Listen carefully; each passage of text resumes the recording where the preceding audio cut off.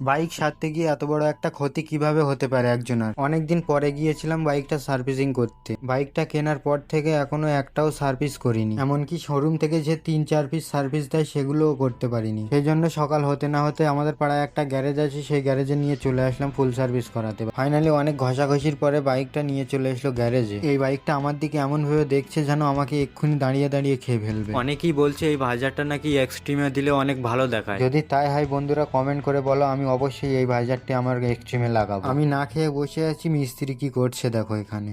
मुझसे शादी करेगी या नहीं करेगी, मैं तेरे से लास्ट बार पूछ रहा हूँ। তারপর দেখলাম একটা বাচ্চা মিস্ত্রি আমার বাইকের চাকা খুলতে পারে না বলে আমাকে বললো, ভাই বাইকের চাকাটা একটু খুলে দাও।